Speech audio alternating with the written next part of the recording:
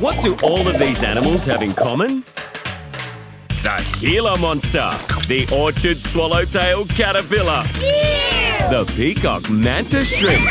They all have funny names. The wonderpuss. Exit, stage left. How do they come up with these names? Like this. Ta-da! It's a fried egg jellyfish. Don't forget the secretary bird. Or the blue ribbon eel. And me, proboscis monkey. Get the scoop on what's what with You're Called What. Wait, what? You're called what? Coming up, a koala mum can only bear so much. Stop hitting me in the face, Joe, or I'll send you to your tree. We find out what a baby fish is called. A fish finger. And meet a shark that can walk on land. Run! What do you get when you cross a long nose with a playful primate? It's not a monkey that's been telling naughty lies. It's a proboscis monkey. You're called what? A proboscis monkey? I don't tell lies, I promise. Okay, that was a lie. And that one, but not that one. The proboscis monkey only lives on one island in the world, Borneo in Southeast Asia. Borneo is home to some of the world's oldest rainforests. With plenty of rivers and mangrove swamps, this island has hundreds of animals found nowhere else, including a monkey with a prominent proboscis. A what? A proboscis. It's another word for a nose, particularly if it's long. From mammals to insects, there are many animals with a supersized proboscis they put to good use. But this monkey's snout is less about function and more about beauty. The male's proboscis is much larger than the female's, and it's not because they like to bend the truth. You look beautiful, darling. I can tell when you're lying, Gerald. Proboscis males use their sizable schnoz to attract females and intimidate rivals. Their large noses create an echo chamber that makes their call louder. The louder the call, the more impressive the monkey. It's that handsome hunk with the huge honker here again. It takes proboscis babies some time to grow into their noses. Eat all your vegetables or your nose will never grow up. The charming proboscis monkey, lucky to live in a place where a big belly, hairy back and giant nose means you're the most handsome fella on the island. The ladies love that one too. What do you get when you cross a slippery sea dweller with a champion achiever? The blue ribbon eel. You're called what? Blue ribbon eel. Thank you so much. It's an honor. But I wouldn't be here without, me. These vibrant victors can be found in the Indo-Pacific Ocean around Australia, New Caledonia, Japan, East Africa, and French Polynesia. Specifically, they are at their best when they play in warm lagoons and coastal reefs. Blue ribbon eels spend most of their lives in these tubes and burrows and have been known to stay in the same hole for months, and in some cases, years at a time. The key to my success? Stay grounded. Patient hunters, they wait for unsuspecting fish to pass by before striking. Using their enlarged nostrils, they can sense their surrounding environment for their next meal. Their nostrils also come in handy when it comes to avoiding potential predators too. Barracudas and moray eels both have a taste for success. Haters gonna hate. You just have to stay on top of your game. Proving that champions aren't born, they're made. Blue ribbon eels aren't actually born blue. Every juvenile blue ribbon eel is born with a velvety black and gold hue. They said I'd never make it, but I showed them. Eventually, their colour starts evolving into blue. Some blue ribbon eels then take on a new colour entirely. Unlike most animals, all blue ribbon eels are born male. In order to reproduce, some blue turn female and a bright yellow colour. I like to think of it as gold. The blue ribbon eel, an aquatic achiever and a watery winner.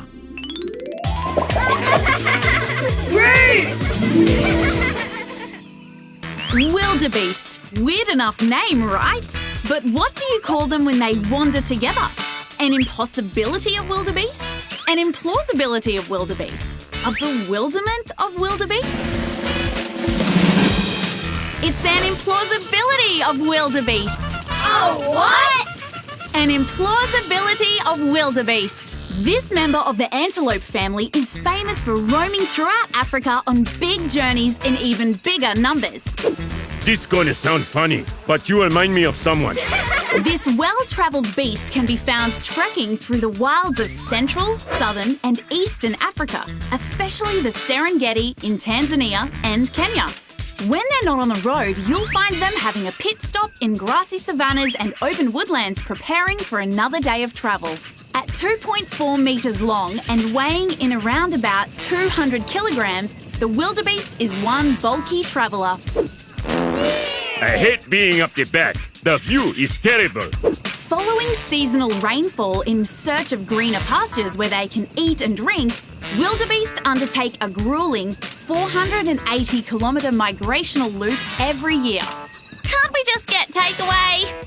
But the wildebeest isn't alone. Joined by roughly 200,000 zebra, this superherd forms an implausibly formidable army. Are we there yet? Their journey is fraught with lions, cheetahs, hyenas and crocodiles, all looking to pick off a meal on the go. Guys, I don't think we should go swimming right after lunch. Despite forming the largest overland migration in the world, the wildebeest have no natural leader. They are using swarm intelligence or herd behaviour, similar to schools of fish. Where are we going again? I don't know. I just saw the queue and joined. An implausibility of wildebeest. These beasts move for the feast. ID crisis. Take a super cuddly creature from the land down under and add it with a North American gruff grizzly, and what do you get? A koala bear. You're a what? A koala bear? Is that right? Let's find out. Koalas are as Australian as Vegemite. They hug the east coast where eucalyptus forests grow. That's because the tree is both its home and its food source. They eat leaves, and lots of them. Leaf. They'll eat more than 1 kilo of these thin gum leaves a day, and even stuff them in their cheeks to chew on later. Wow! Though these leaves can be toxic for many animals, the koala has adapted its gut to love them, need them, and only eat them. Leaf. So good. Bears, however, are carnivores. How much meat they eat depends on the type of bear, but they generally love any diet that includes fish. Koalas have adapted so well to munching on eucalyptus, they don't even need to drink water. They take all moisture they need from the leaves. That's how they got their name koala, which is an Australian Aboriginal term for no drink. No water for me, thanks. Just leaf. When Europeans first spotted the koala a couple of 100 years ago, they couldn't figure out what it was. They thought it looked like a bear. So, this is a really old nickname? That's right, there are no bears in Australia, which is a relief in a country filled with deadly crocodiles, sharks and snakes. The bear is a mammal. Its babies are called cubs. The koala is a marsupial, which means it has a pouch to carry its young, called joeys. Stop hitting me in the face, Joe, or I'll send you to your tree. With strong claws for gripping trees, the dog-sized koala is something you want to hug. A 700-kilo bear has claws designed to rip apart nests and animals it eats. You definitely don't want to hug it. The gum-loving koala, all koala and no bear. Please call me by my right name. Joey? Oh, yeah, that's it. ID crisis solved. What do you get when you cross a song you can't quite remember the words to with a hawk and a winged insect of the night? It's a hummingbird hawk moth. You're called what? Hummingbird hawk moths are found throughout most of the world, from West Africa, throughout Europe, and all the way to Japan. You can catch them humming tunes at their favourite venues, gardens, fields, and woodland edges. Like a moth to a... I always forget the chorus. Hummingbird hawk moths look so much like the tiny bird they're named after. Twitchers often think they've spotted a hummingbird in countries they don't even exist in. Hey, and it recovers. Just originals. The hummingbird hawk moth has a thick bird-like body and strong hovering wings to help them hover over flowers to feed on nectar, just like a hummingbird. The moth even looks like it has feathers and a tail, but they are actually long hairs to help them fly. Dig the long hair, dude. Very rock and roll. Beating their wings at a frantic 85 times a second, the hummingbird hawk moth has to work overtime to find food and keep up the energy it uses. Gigs don't pay as much as they used to. Gotta take a free feed when I can. It can fly up to nearly 20 kilometers an hour. This speed doesn't come without a bit of noise, and that's where the humming part of its name comes in. A flame, like a moth to a flame. I knew I'd remember the words. The hummingbird hawk moth has one last encore. And now, a flute solo. Resembling a super long straw, hummingbird hawk moths have an extra long mouth part which can reach deep into flowers to collect nectar. Known as a proboscis, it coils and uncoils at will to make drinking nectar a breeze. The hummingbird hawk moth, the animal kingdom's hardest working little musician. Families. Welcome to the fish family. Baby fish have a dishy name. Can you guess what it is? Is a baby fish a chip? Or is it a crisp? Or is a baby fish called a fry? A freshly hatched fish is known as a tiny fry. You're called what? The fry. I can't wait for my first day of school. Baby fish, including seahorses, are called a fry from the moment they can feed themselves. Hey, wait up! I want to go to school too. It's a tough toddler life as plankton-avoiding predators, which is nearly every other animal. When a fish graduates to scales and fins, it goes by another name. Many growing fish are now roughly the size of your finger. That's when it's called A fish finger! That's the tension, young man! No, they're not called fish fingers. They're called fingerlings. Barracuda, eels and topperfish are lining up to take a bite out of these adolescents. You'll be serving detention this afternoon, Finley, in my stomach. Aww. By schooling together with other fingerlings, they have a much better chance of survival. Oh, wait. This is school? It's so boring. What was I thinking? When a fish has finally grown into the colours and features of an adult, it's graduated. Baby fish equals fry. That's all for today's lesson. Yay! What do you get when you cross a lizard with precious stones? Why, it's a jeweled gecko! A what? A jeweled gecko. Only the best for me, darling. I am a 24-carat reptile after all. These geckos are from the South Island of New Zealand in the Pacific Ocean. They prefer a cooler forest or shrubland habitat. They change their coloration and markings slightly depending on which region they grow in. This outfit is very exclusive, darling. You can only get it in one habitat. The Maori people of New Zealand call the jeweled gecko a mokomoko. The animal's so nice they named it twice. It takes its name from the diamond-shaped pattern that runs across its bright green body. Did you really expect me to be wearing anything less than diamonds? The flashy patterning isn't there to help the lizard stand out, though. It also actually helps the jeweled gecko to camouflage. Set skin to stunning!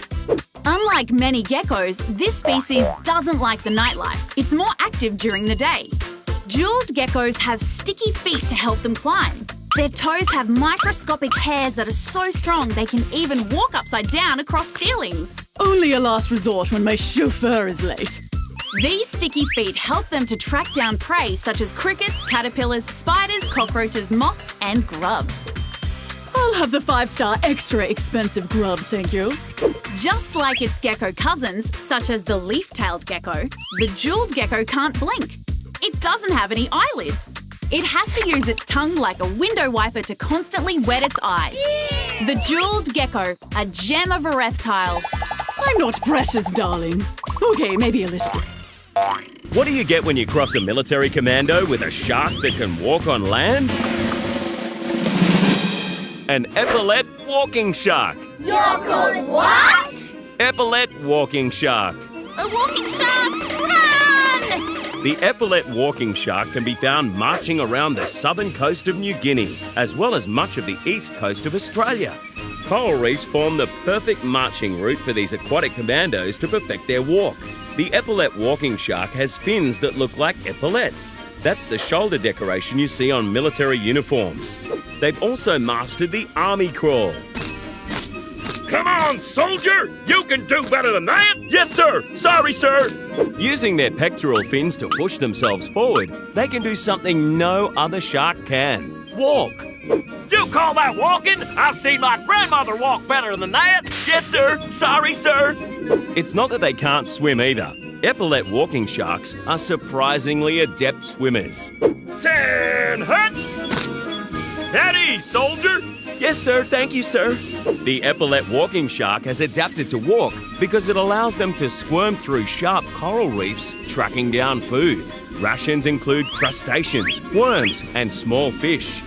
As the tide drops, bigger sharks have to move into open water.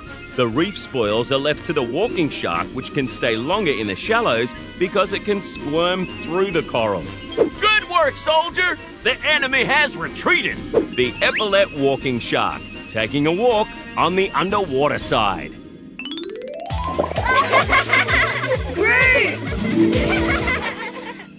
When hippos hang with hippos, what do you call it? A thunder of hippos? A rumble of hippos? A tumble of hippos?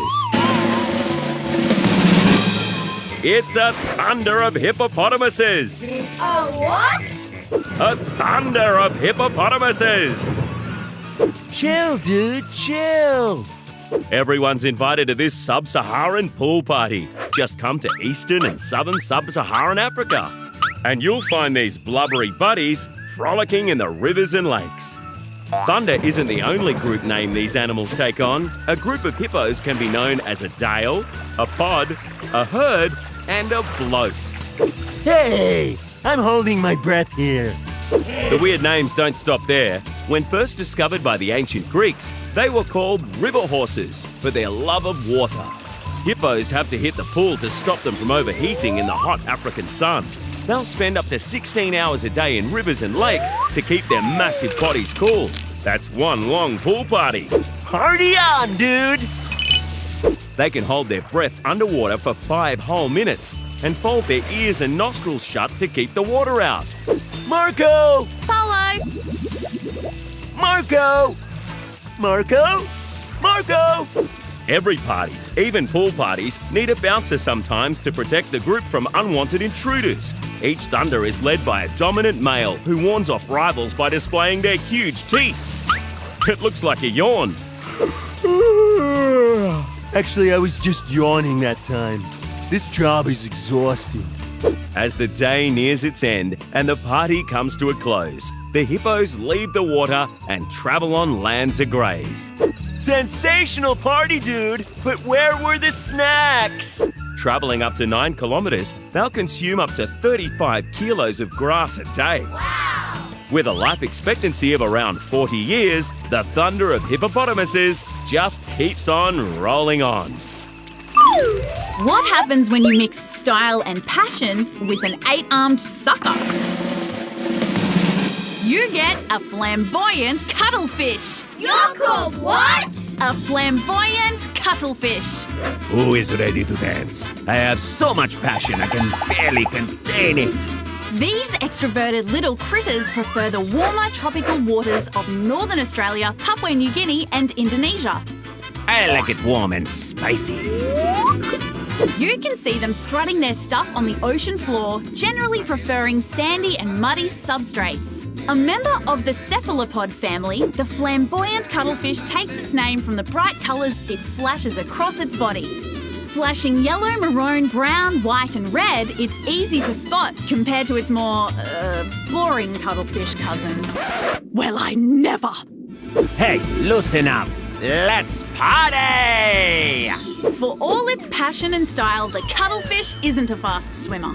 And in the ocean, there are some much faster animals with a taste for seafood, such as dolphins, octopuses, and lots of larger fish. By flashing these bright colours across its body, the flamboyant cuttlefish warns predators of its toxicity. It's a little bit like a visual fire alarm. I just thought I should warn everyone that you won't be able to handle my spirit and passion. Cuttlefish rely on their cuttle bone to swim and hover, but because their cuttle bone is so small, they can't swim for too long at once. Oh, I really need to stop partying and start exercising. For all their showmanship, the flamboyant cuttlefish is an efficient hunter. Crustaceans and small fish, be warned. This is one performer you really don't want to see. An excellent camouflage hunter, it likes to sneak up on prey before snatching it at lightning speed. Instead of camouflaging, sometimes the flamboyant cuttlefish will use its colours to hypnotise prey into a calm state. Look into my eyes.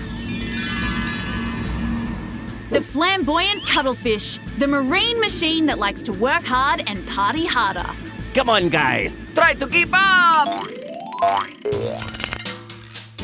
ID crisis. What do you get when you mix up a marine crustacean with a garden arachnid?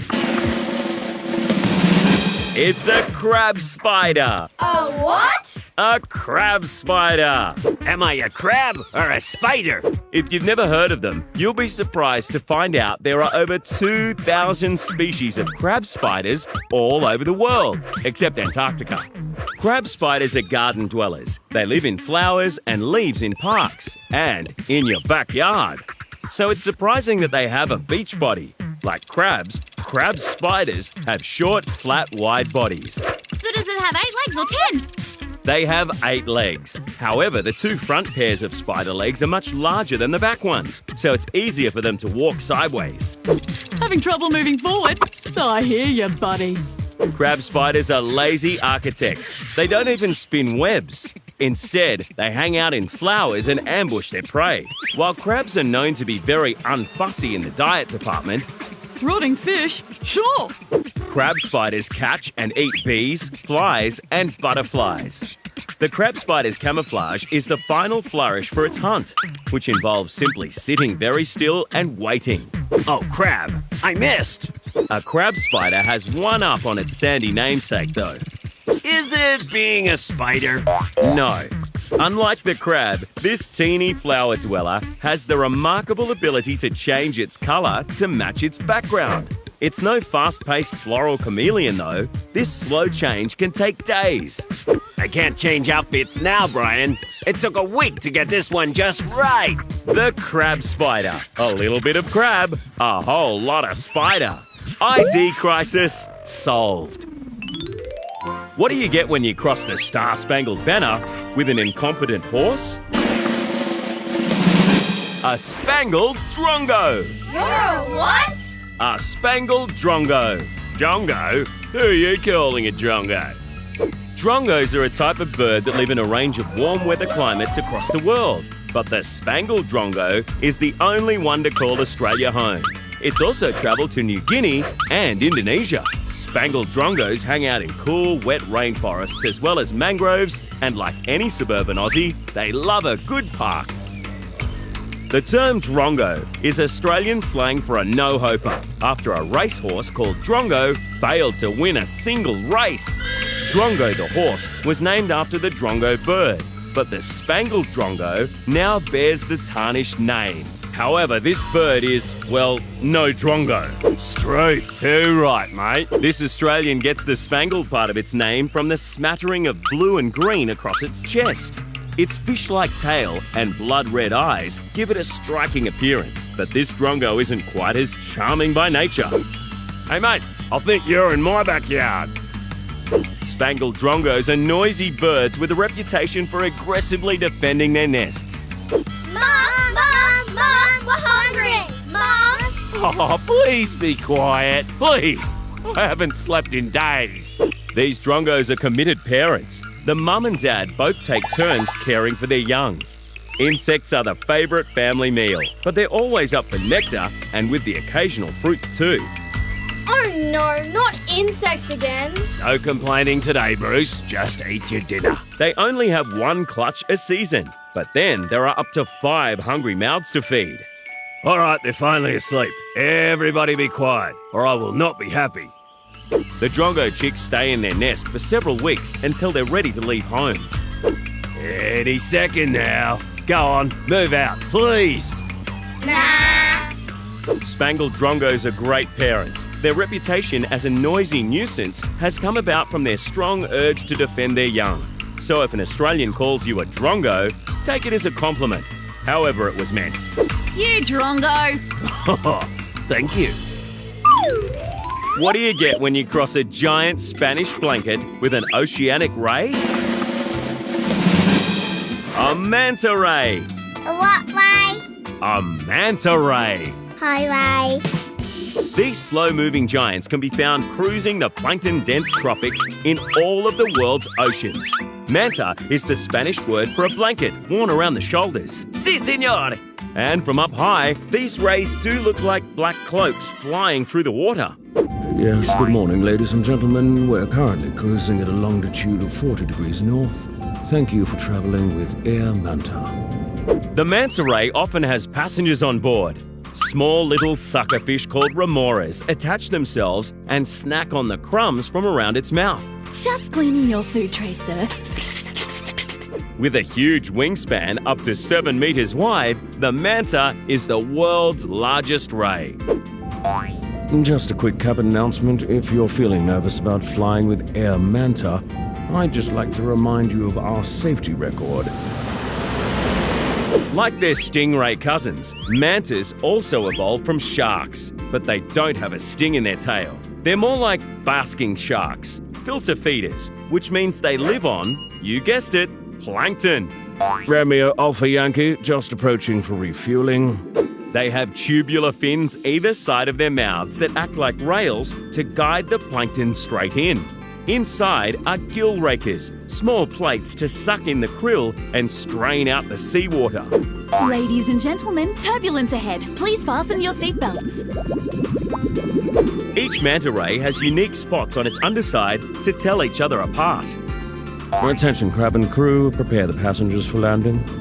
Manta rays like short commutes and staycations, stopping over in an area for some time, especially if the local krill cuisine is plentiful.